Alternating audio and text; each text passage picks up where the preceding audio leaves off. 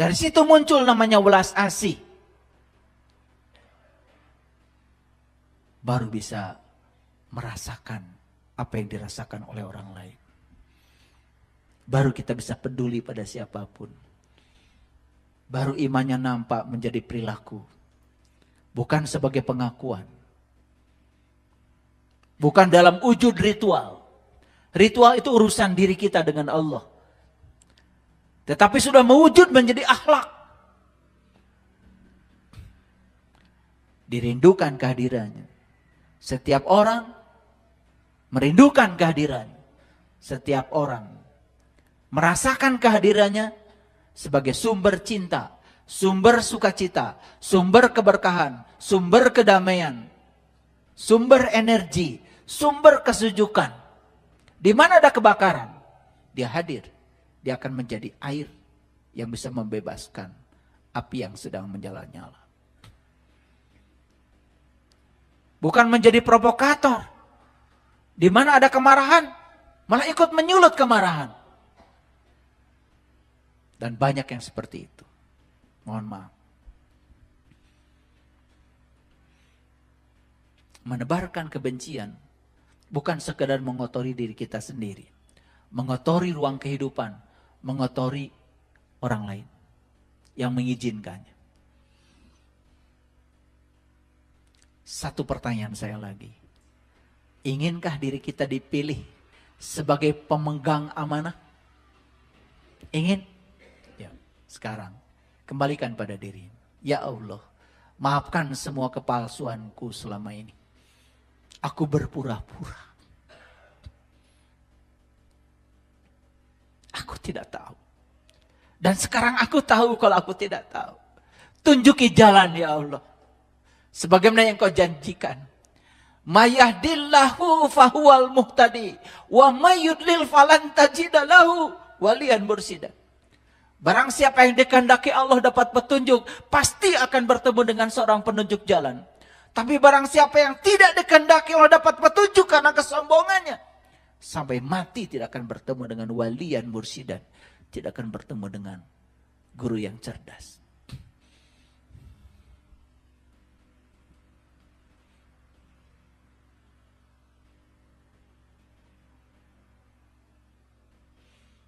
Lalu kita lihat Quran surat An-Nisa ayat 58. Sesungguhnya Allah menyuruh kamu menyampaikan amanah kepada yang berhak untuk menerimanya.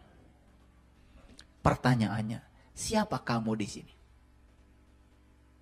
Siapa kamu di sini? Orang yang sudah dipercaya untuk memegang amanah ini. Kita, amanahnya saja belum dipercayakan kepada kita. Jangan sok-sok jadi penyampai amanah.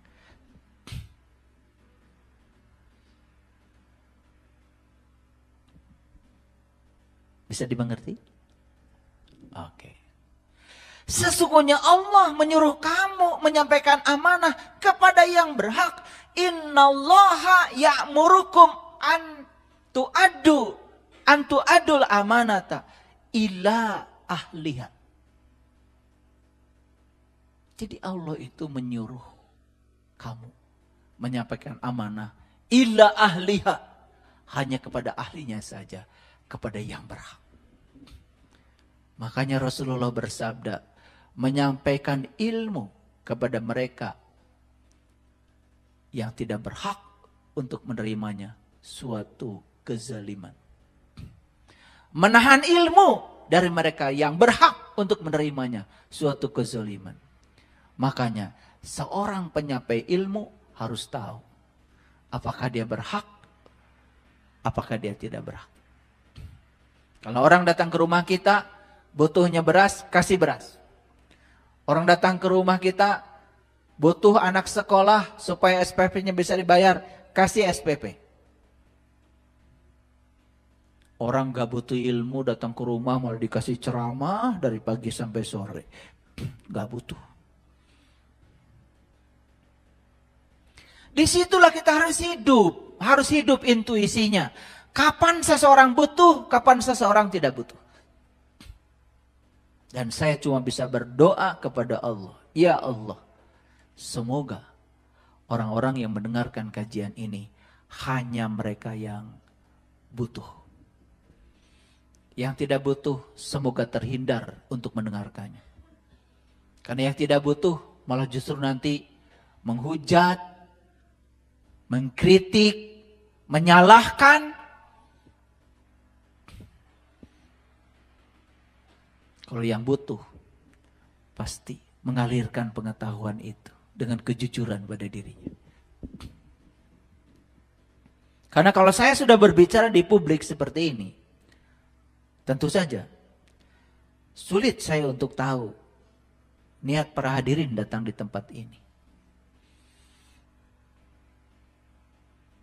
Tetapi saya cuma bisa berdoa karena tangan saya cuma dua, tapi tangan semesta banyak.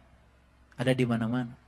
Telinga semesta ada di mana-mana. Pendengaran semesta ada di mana-mana. Tanpa batas.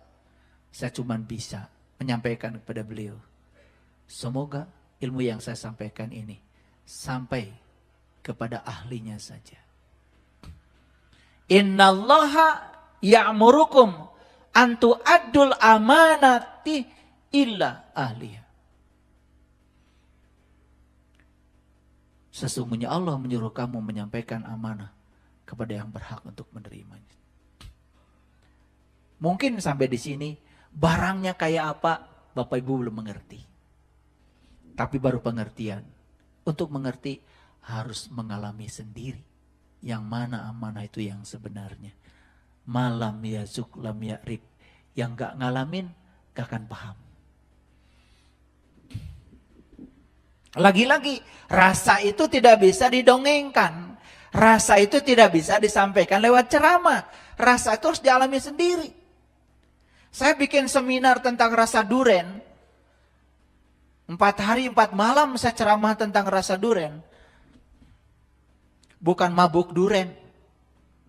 Mabuk omongan saya. Betul nggak? Tapi kalau saya bagi duren dan semua merasakan, langsung mabuk duren. Saya doakan ya, semua kalian semua mabuk sama Allah. Kesurupan sama Allah. Sehingga sibgot Allah, celupan Allah itu mewujud menjadi sifatmu, akhlakmu yang terpuji. Tahaluk bi'alakillah. Berakhlak seperti akhlaknya Allah. Makanya Allah mengatakan, tidaklah disebut kebaikan jika kamu melakukannya tidak seperti aku melakukannya. Wa ahsin kama ahsanallahu ilaika. Berbuat baiklah kamu sebagaimana aku berbuat baik kepadamu. Harusnya perbuatan baik itu seperti Allah melakukannya. Tanpa keinginan, tanpa harapan. Semakin jelas ayat ini. Jadi amanah harus disampaikan pada siapa? Hanya pada ahlinya. Dan siapa yang boleh menyampaikan amanah? Yang diamanahi. Kalian tidak diamanahi. Berpura-pura menyampaikan amanah. Kacau lagi. Bodong jadinya. Betul? Ya. Nah, ayat selanjutnya ya. Ini tidak saya bahas karena yang paling penting adalah bagian pokoknya yang itu ya. Nanti mungkin di kesempatan lain.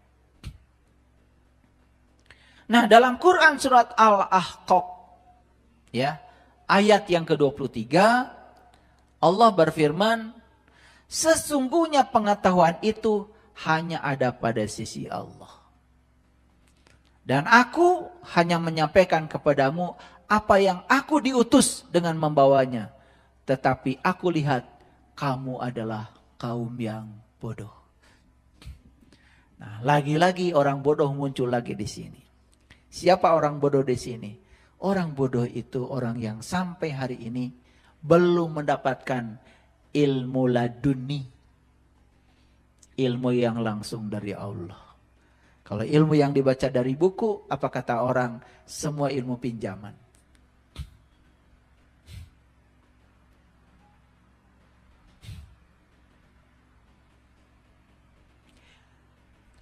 Jadi pengetahuan sejati itu yang dialami langsung oleh kita. Yang sudah menjadi rasa dalam diri kita.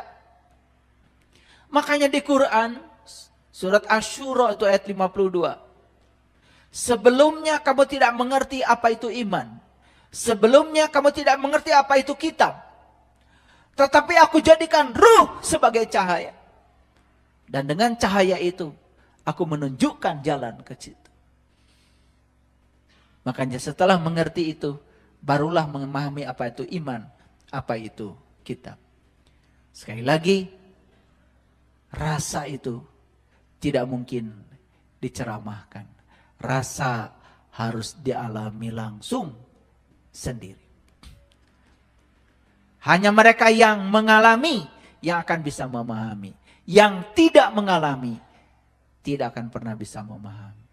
Sayang sekali, selama ini banyak orang yang puas mengatakan dirinya sudah paham, padahal dia baru baca apa kata orang, apa yang ditulis orang, apa yang dikatakan orang, bukan mengalami langsung.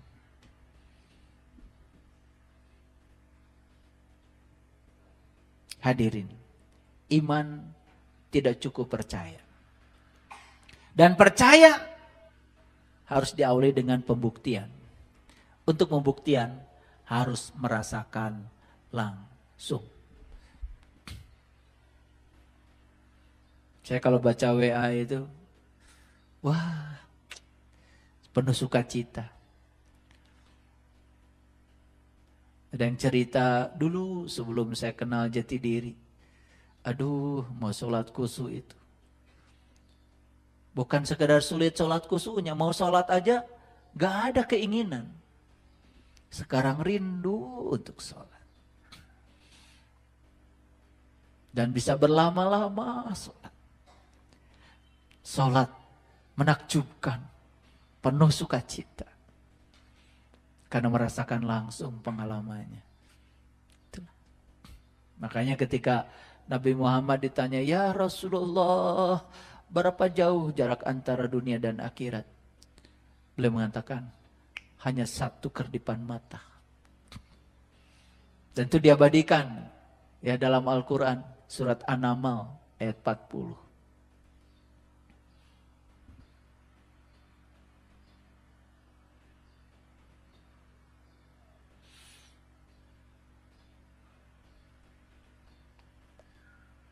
Jadi dari sini kita sudah tahu, tambahan lagi, ternyata orang bodoh itu orang yang pengetahuannya itu semua menumpuk di otaknya, hanya pengetahuan kata orang. Bukan miladun ka ilman, bukan pengetahuan langsung dari sisinya. Kenapa? Karena dia tidak bisa mengakses sumber yang ada dalam dirinya. Padahal Allah sudah mengasih pengumuman sama kita. Aku bersamamu dimanapun kamu berada. Pengumuman bukan itu. Pengumuman bukan itu. Tapi kita tidak mencerna pengetahuan itu. Hadirin. Kenapa kebanyakan manusia begitu? Hanya puas dengan apa kata orang. Hanya puas dengan apa yang ditulis orang. Walaupun tidak mengalami langsung. Kenapa? Ini ayatnya. Dan apabila dikatakan kepada mereka, ini surat Al-Baqarah ayat 170, ikutilah apa yang diturunkan Allah.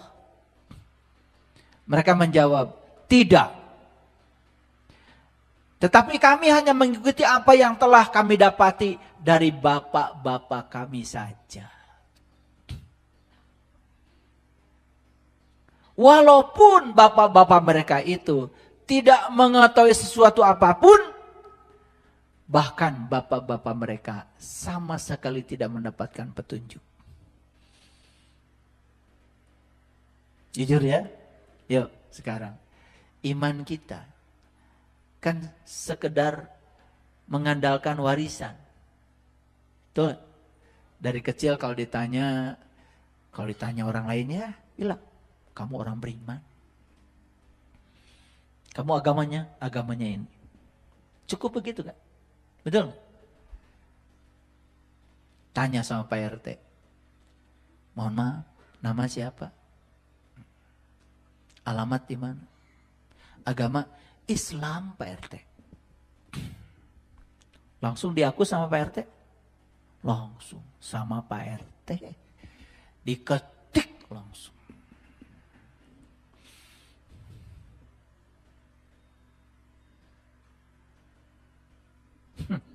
Puas diakui Pak RT?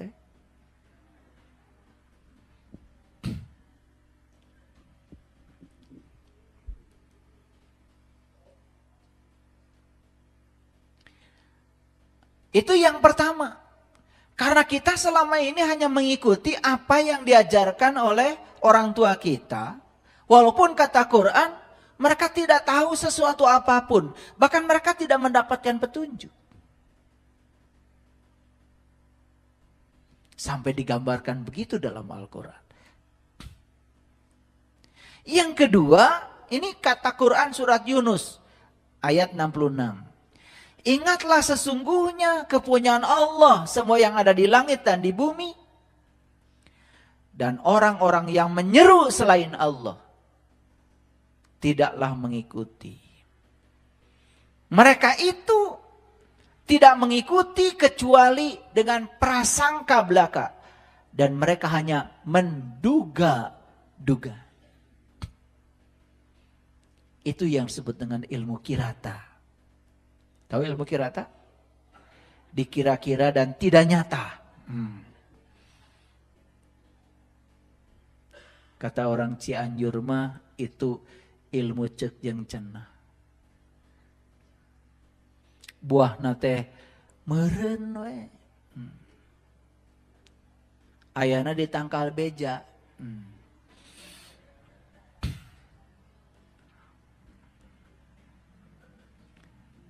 Heran saya. Cuman ilmu katanya cek jeung cenah kita bisa percaya. Coba perhatikan saya.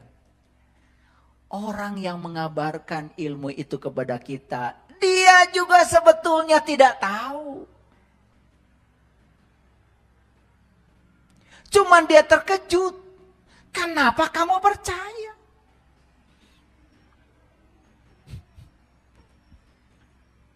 Itu yang membuat dia jadi semakin kokoh di posisinya. Jadi seakan-akan yang dia sampaikan itu kebenaran. Karena orang percaya. Padahal sebenarnya dia juga tidak tahu. Lah dia belum mengalami.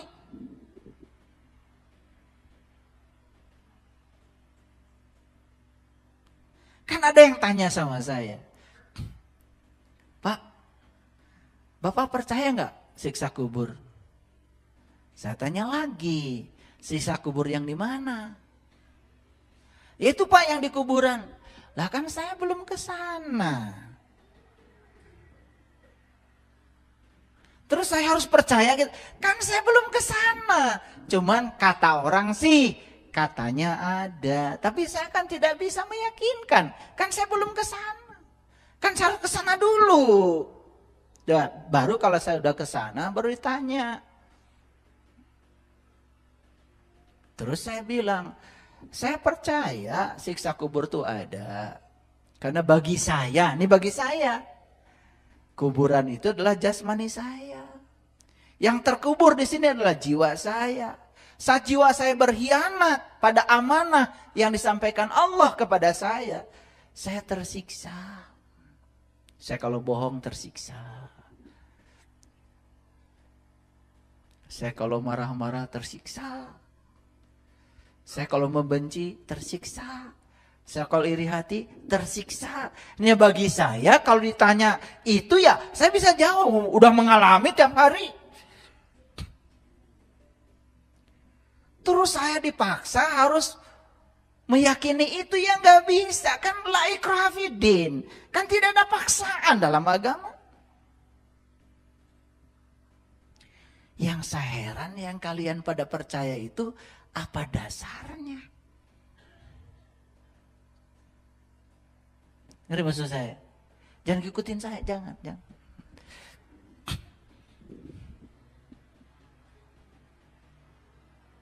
Makanya bahaya ketemu saya itu. Kalian jadi sadar. Itu bahayanya ketemu saya itu. Makanya kalau orang yang berani ketemu saya itu udah luar biasa. Padahal ketemu saya itu bahaya. Jadi sadar. Bahaya kan? Ya. Nah ini ayat yang saya sampaikan tadi. Takut gak percaya. Ya, ini awalnya iman Nabi Musa. Itu di surat Al-A'raf ayat 143. Enggak saya ulang ya. Ini sudah tadi. Takut nggak percaya saya tampilkan ayatnya. Ya. Nih, ya Tuhanku, nampakkanlah diri Engkau kepadaku agar aku dapat melihat Engkau. Tuhan berfirman, kamu sekali-kali tidak akan sanggup melihatku, tapi lihatlah ke gunung itu.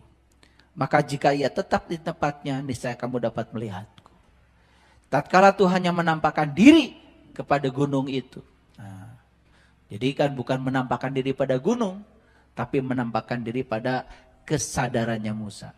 Makanya saya sering mengartikan gunung itu adalah Sidra Al-Muntaha, puncaknya kesadaran. Itu harus dicapai oleh kita. Ya, makanya kata-kata terakhirnya ini, Maha suci Engkau, aku kembali kepada Engkau, dan inilah awal aku beriman. Ya, ini surat Al-A'raf ya.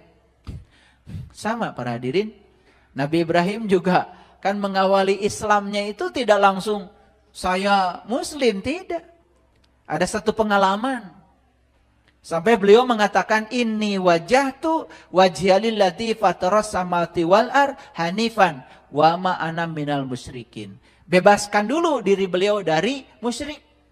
Musyrik itu menduakan Tuhan gara-gara nggak tahu, nggak kenal. Begitu beliau sudah mengenalnya, beliau mengatakan wa ma ana minal musyrikin. Nah lalu beliau mengalami perjalanan spiritual sampai puncaknya. Beliau disuruh mengatakan oleh Allah, inna sholati wa nusuki wa mahyaya wa mamati lillahi rabbil alamin. La syarikalah wa bizalika umirtu wa ana awalul muslimin. Jadi ternyata mengawali iman itu ada caranya. Mengawali Islam pun ada caranya. Tidak cukup dengan mengatakan saya Muslim. Karena di Quran diajarkan seperti itu. Ada metodenya, ada caranya. Siapa Muslim? Orang yang berserah diri kepada Allah. Jujur ya, selama ini kalian berserah diri kepada Allah atau Allah dipaksa berserah diri pada kalian? Nih yang Muslim itu Allah apa kalian?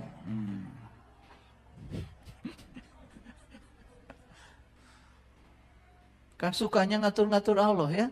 Kalau Allah sudah takluk ya bisa diatur-atur lalu bilang, wah doa saya dikabulkan semua oleh Allah. Allah tuh kalau sama saya nurut. Bingung saya yang kayak gitu ngaku Muslim. Muslim itu orang yang sudah selesai dengan dirinya sendiri. Apapun yang terjadi, dia percaya di belakangnya ada sang kehadiran. Dia tidak menilai benar, salah, baik, buruk. Semua yang terjadi adalah kebenaran. Ajarkan ya Allah, aku untuk bisa menerimanya.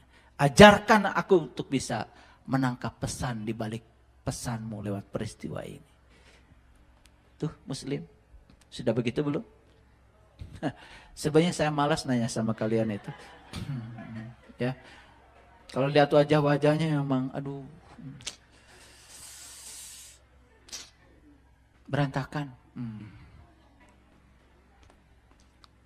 Suka bergurau saya itu ya. Jangan dimasukin hati ya.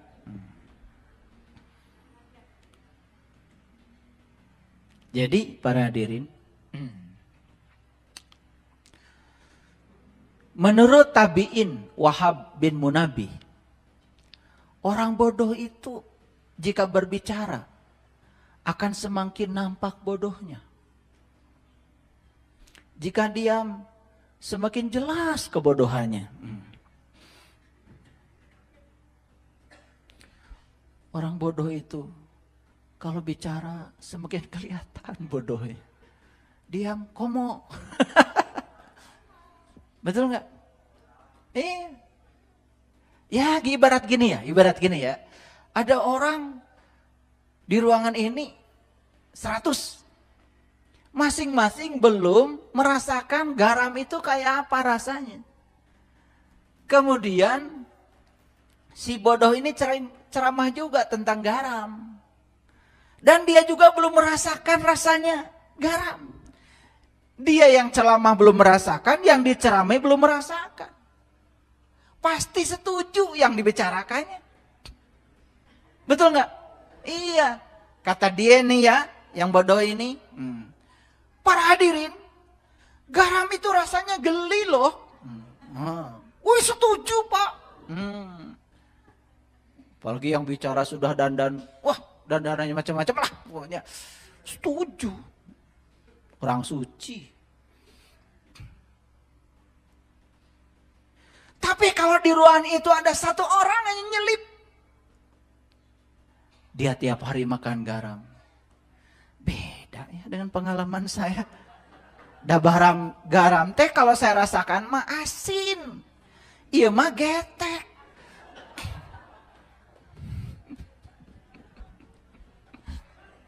Ya gitulah kira-kira ilustrasinya ya, supaya gampang. Kalau nggak pakai ilustrasi kalian susah ngerti. Ya, yang bicara buta, yang mendengar juga buta. Jadinya ke lubang yang sama. Tapi kalau yang mendengar buta, yang bicara buta, yang mendengar juga buta, ada satu aja yang melek, terbantahkan.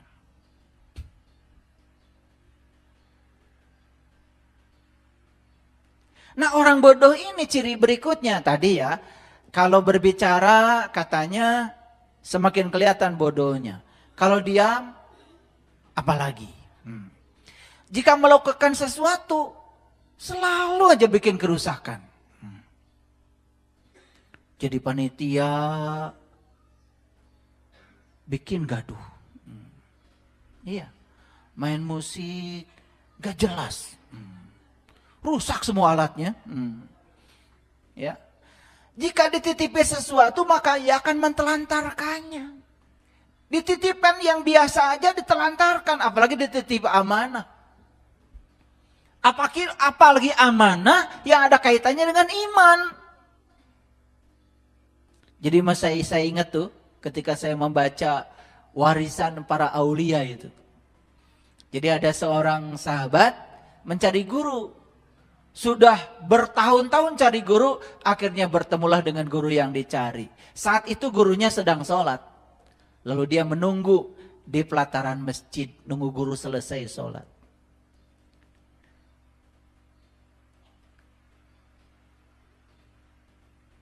Setelah itu kemudian gurunya lewat, kelihatan dia. Gurunya hanya lewat aja.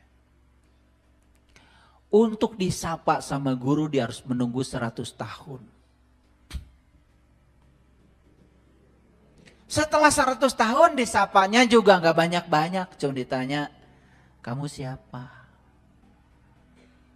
Itu aja.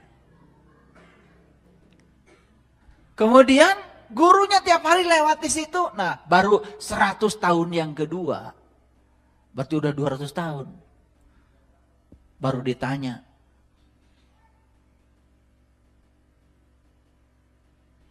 Kamu dari mana? Nah 100 tahun yang ketiga, kemudian baru ditanya, apa tujuanmu ke sini? Baru setelah 300 tahun ditanya apa tujuanmu ke sini. Setelah ditanya, aku ingin diajarkan bagaimana aku bisa mengenal jati diriku. Baik, dikasihlah bumbu dari bambu tuh, bambu yang sepotong, kan ada buku-bukunya tuh. Nah di bambu itu sudah ada seekor tikus. Ditutupi pakai daun kering. daun kering, daun pisang kering, tutupi. Nah, gurunya bilang, tolong ini sampaikan dulu ke sana, di sana ada teman saya sudah menunggu kamu. Dibawanya.